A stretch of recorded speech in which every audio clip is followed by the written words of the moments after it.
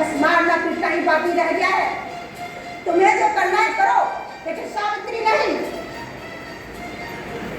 सेठ जी बोले, रुकने का मतलब है सब कुछ खत्म।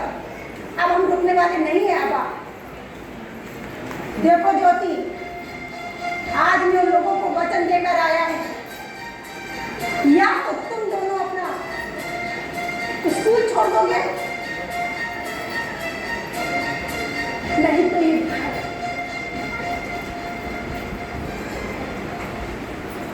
और अगले दिन हम लोगों ने घर छोड़ दिया।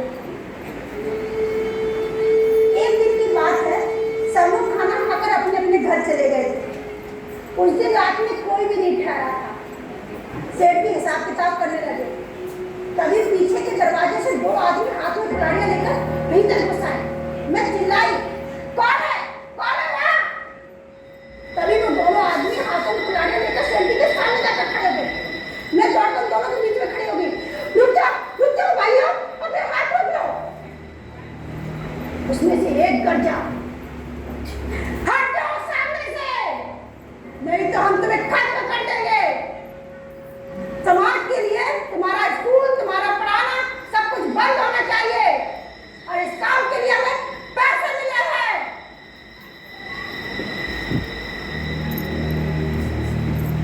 सेठ जी बोले, इसका मतलब मेरे मरने से तुम्हें फायदा होगा, तब तो तुम मुझे मार डालो, क्योंकि जीवन में मेरा उद्देश्य है गरीब जनता की सेवा करना।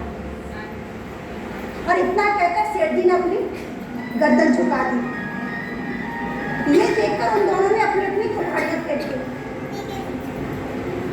उन दोनों के नाम रोड़े और धौड़ीबा दोनों ही रात्रि शाला में पढ़ने लगे। बाद में रोड़े सेठ जी के अंगरक्षक बने और धौड़ीबा सेठ जी के काम का आधार स्तंभ बन गए।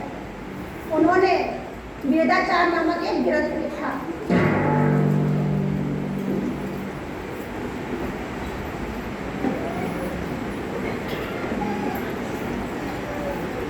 शिक्षा कमेटी के अध्यक्ष सलाहउद्दीन सैरी ने सरकार को लिखा,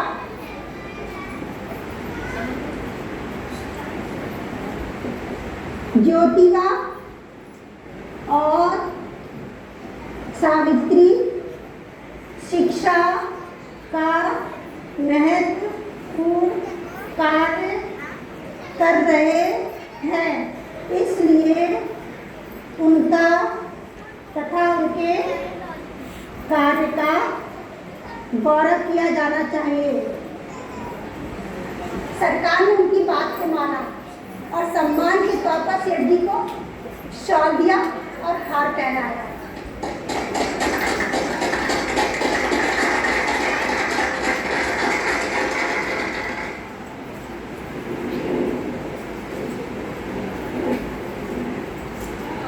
स्कूल का काम अच्छी तरह से चल रहा था। आते जाते हमें दरवाजों के पीछे से झांकती, सिर मुड़ाए, लाल कपड़े पहने विधवा औरतें नजर आती थी। लोग उन्हें देखना भी अशुभ मानते थे। एक दिन मैंने सेठ जी से कहा, सेठ जी, इन औरतों से मिलने की बहुत इच्छा होती है। वो ऐसे देखती है मानो जैसे कुछ कहना चाहती है। सेठ जी बोले,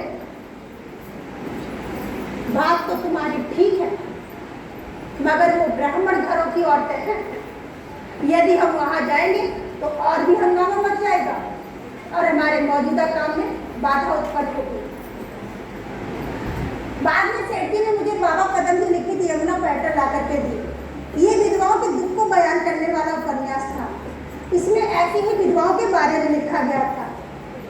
मेरे आने जाने के रास्ते में ऐसी एक लड़की रोज मुझे छुप छुप कर देखा करती थी।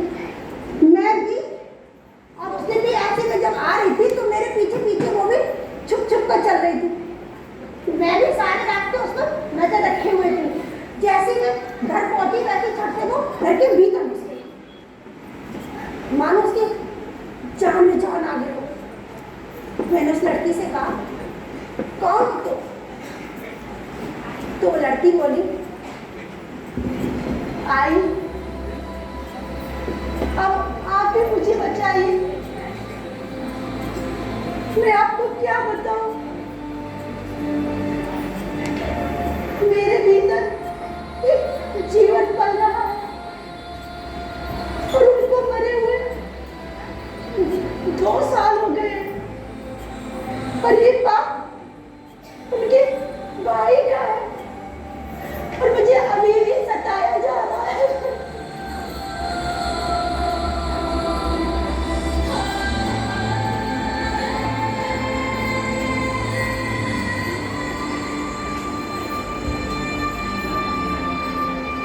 मैं उस लड़की को समझा ही रही थी कि इतने में सेठ जी आ गए और बात को समझते हुए बोले, हम तुम्हारे लिए कुछ करेंगे। इतना कहकर मैंने उस लड़की को घर भेज दिया। सेठ जी भी भीतर से हिल चुके थे। बोले, हमें धर्म की सीख देने वाले लोग अपने पापों का फल कैसे चुकाएंगे? ये ठीक नहीं है साबिर। इन लड़कियों के पीछे हमें खड़ा होना पड़ेगा।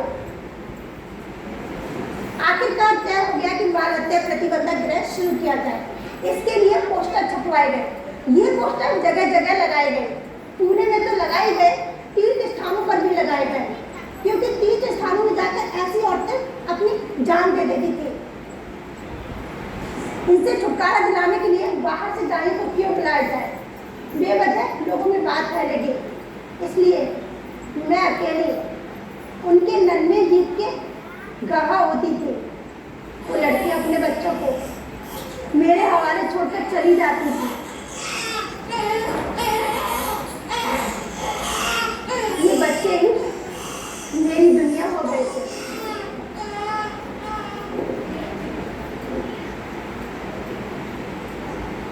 मेरे कोई संतान न होने के कारण मेरे मन में सेठ जी की दूसरी शादी कराने का इरादा होने लगा। एक दिन शाम को मैं ऐसी बैठी सोच रही थी कि तभी सेठ जी किसी लड़की को लेकर घर आ गए और बोले, देखो तुम्हारी बेटी को घर लेकर आया। मैंने उस लड़की का हाथ पकड़कर अपने पास बिठाया। रो रो कर बुरा हाल हो गया था, आंखें सूज गई थी, नाक से पानी भी बह रहा था।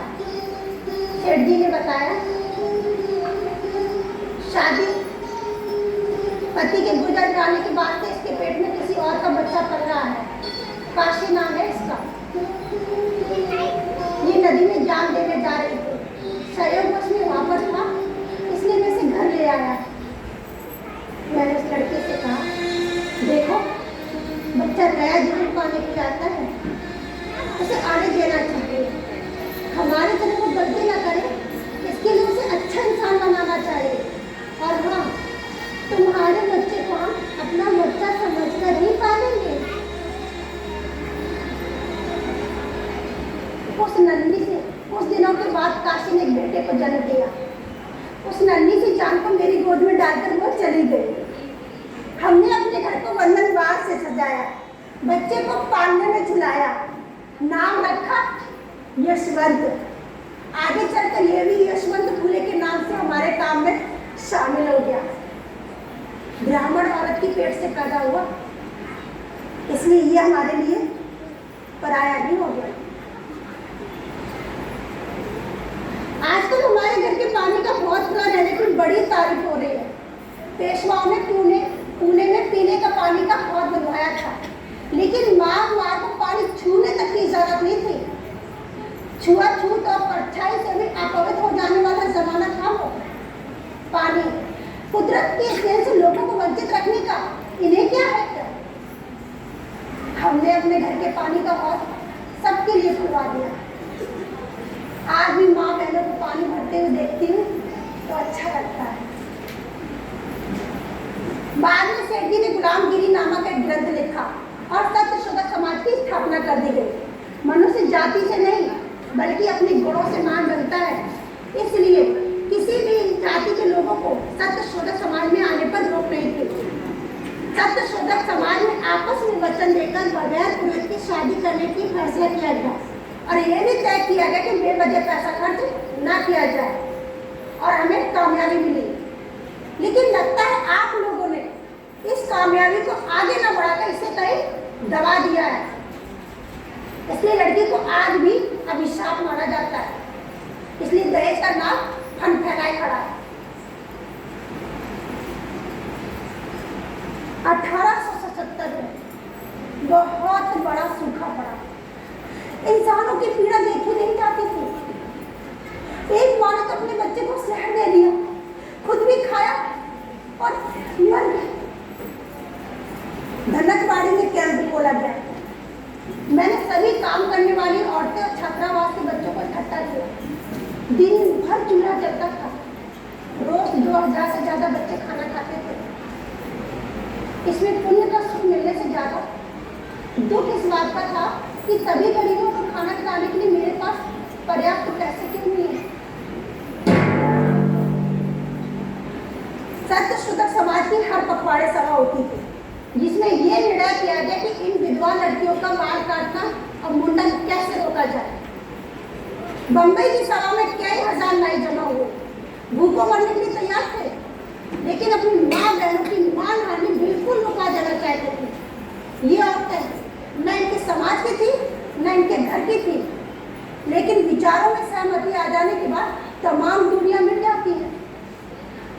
मेरी बात के समर्थन में प्रण किया गया कि इन विधवा लड़कियों के बाल काटना तो हम बंद करेंगे ही, उन घरों के पुरुषों के बाल काटना बंद कर देंगे जो लोग हमसे ऐसा काम करवा रहे हैं।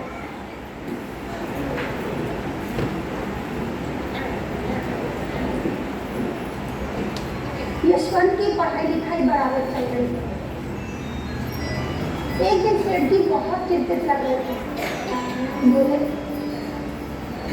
साबित कुछ समझ में नहीं आता है कि मैं क्या करूं। कोई भी माली समाज को अपनी बेटी देने के लिए तैयार नहीं है और दूसरे समाज की लड़की हमें मिलेगी कहां से। ब्राह्मण औरत की पेट से पैदा हुआ है, कोई ब्राह्मण अपनी बेटी थोड़ी ना दे देगा। माली समाज में रिश्ता तो तय हो गया, लेकिन सताने के रिश्तेदारों ने बहुत तंग किया। राधा का घर में आगमन हुआ और तुरंत ही उसका स्कूल जाना भी शुरू हो गया। राधा को देखकर मुझे अपने शुरुआत के दिनों की याद आ गई। हम दोनों बातें कर ही रहे थे कि इतने में राधा दौड़ती हुई आई, बोली, कुछ भी समझ में नहीं आता है, मैं पढ़कर भी नहीं समझ पाती हूँ तात्या, किससे पूछूं, यहाँ तुम दोनों हैं। हमने कहा, जाकर यशवंत से पूछो, और वो शर्मा कर भाग गई।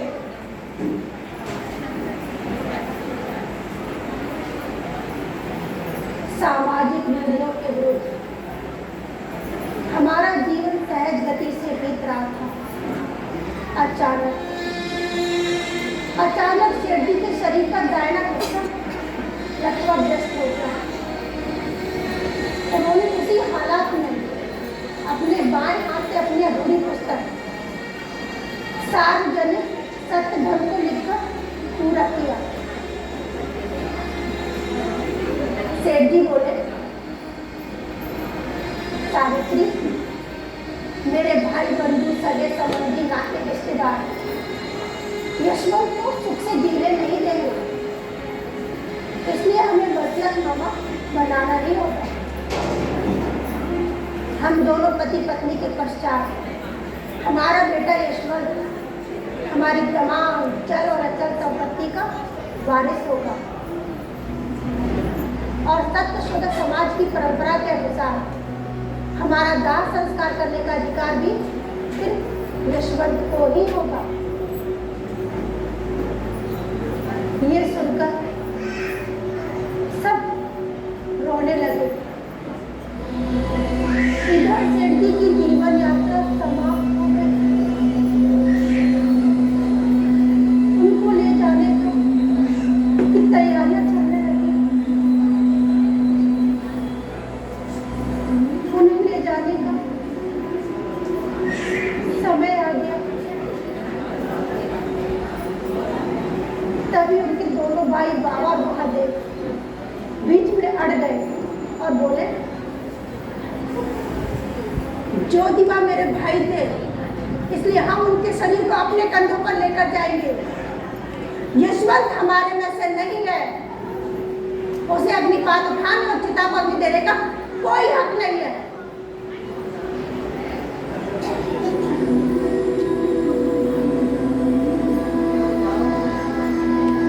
ये सुनकर मुझे बहुत तेज गुस्सा हुआ।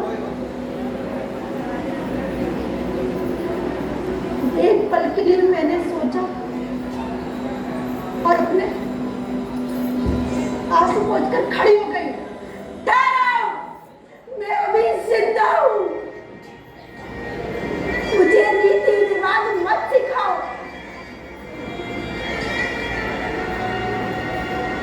इतना कहकर मैं उनके सबके पास गई और आगे बढ़कर अग्निपात्र को उठा लिया और उन्हें अंतिम विदाई देने के लिए निकल पड़ी।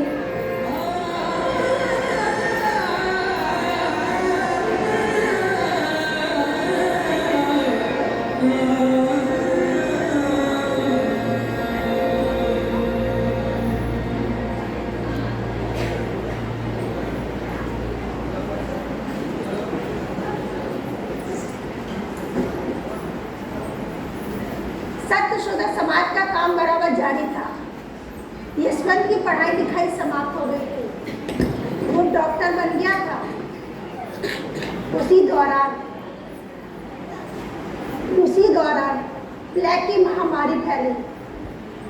पुणे शहर सुनसान हो गया, लोग जंगलों की तरफ भाग गए।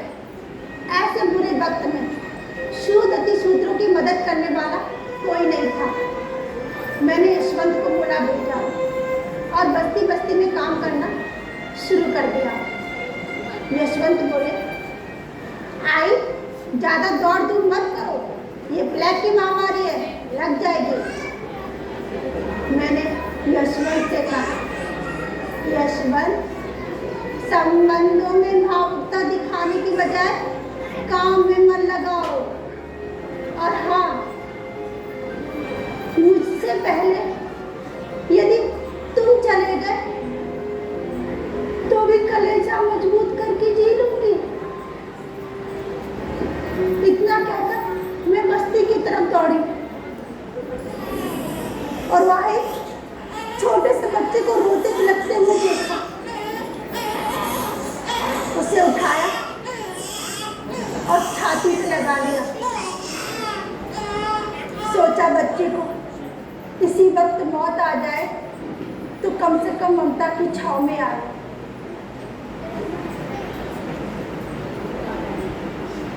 और बच्चा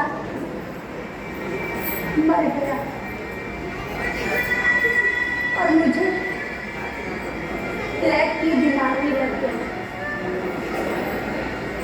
और मेरी जीवन यात्रा